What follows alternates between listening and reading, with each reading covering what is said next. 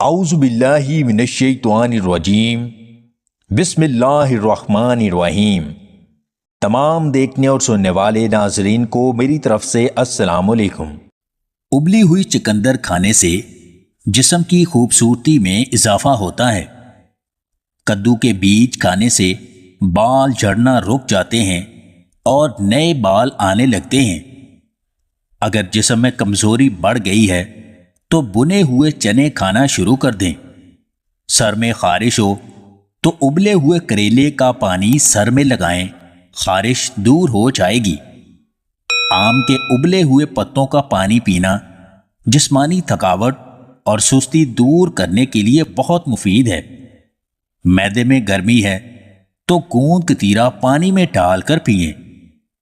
اگر بدن میں طاقت بڑھانا چاہتے ہیں تو مکھن اور کیلے کا پیسٹ بنا کر کھایا کریں۔ جس مرد کا راکٹ ایک باری لگا کر بیٹھ جاتا ہے وہ 10 گرام خسخاس آدھا کلو دودھ میں اچھی طرح پکا کر پی لے، پھر ساری رات تماشا دیکھے۔ جب بھی کوئی ٹینشن آ جائے تو ادرک کا ایک چھوٹا سا ٹکڑا چبا لینے سے آپ ذہنی دباؤ سے آرام محسوس کریں گے۔ بواسیر کے مریض تربوز کا زیادہ سے زیادہ استعمال کیا کریں۔ کدو کے بیج صبح نہار منہ کھانے سے شوگر کی بیماری سے چھٹکارا مل جاتا ہے۔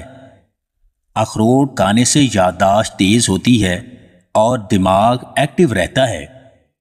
جو لوگ ذہنی دباؤ کا شکار رہتے ہیں ان کے لیے جامن کا پھل کھانا بہت مفید ہے۔ سوتے وقت بستر کو اچھی طرح جھاڑ لینے سے نیند اچھی آتی ہے۔